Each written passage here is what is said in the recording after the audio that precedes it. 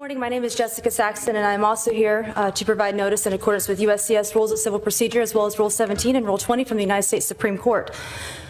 So as Mr. Downing was just talking about, referring to your law enforcement officers, you also pay your judges and your prosecutors. And you have one judge in this county, like all other 3,143 counties in America, that is acting unlawfully in family court, in juvenile court. And you guys are paying for these crimes to happen. You're paying for the deprivation of rights regarding our families and our children. Not only that, what makes it worse is that you are incentivized to unlawfully remove children from healthy, loving, fit parents. The state incentivizes you all to remove these children under Title IV-E, Title IV-B, and sometimes under Title IV-D. And all of you know this to be true. Judge Melissa Zaber, I have evidence in my possession that she is acting criminally. She has committed felonious acts against families in this county, and you all continue to pay her. Now, that may be because you don't know, or maybe you're not made aware, or maybe you don't have the evidence in your possession.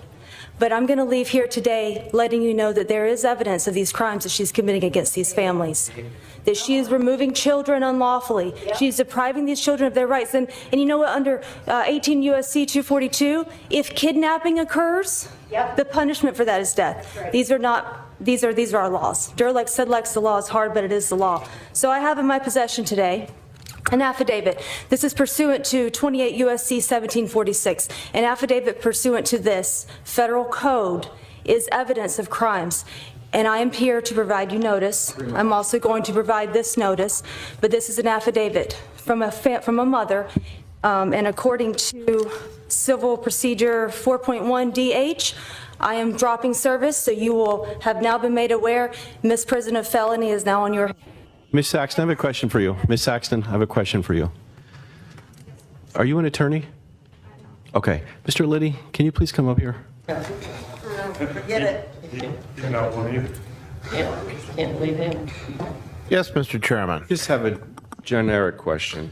Obviously, during the public comment period, Board of Supervisors are not able to respond to members of the public. Are there any guidelines, rules, statutes about alleging criminal activity for a member of the judiciary?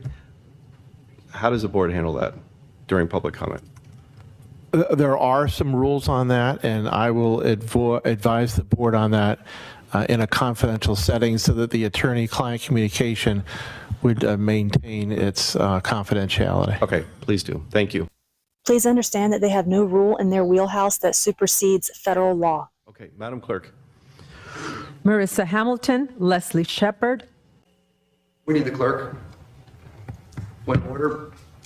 We have notice. What do you mean point of order? You have documents. You can bring it up to the side here. The gentleman here will be very friendly. This is Ms. Hamilton's time. So please allow Ms. Hamilton to take her 2 minutes to speak. Ms. Hamilton, please go forward. Now you see that we're over talking with the law enforcement officers. I still have the evidence in my possession at this point. And then boom, there he takes it. Service has been provided. The evidence is now in their possession. The attorney waddles his way over. He attempts to tell them that they have to give it back, that they cannot accept service there. And we say, nope, service has been provided. The evidence is now in your possession. And we walk out. On the formal video, you'll see where the law enforcement officer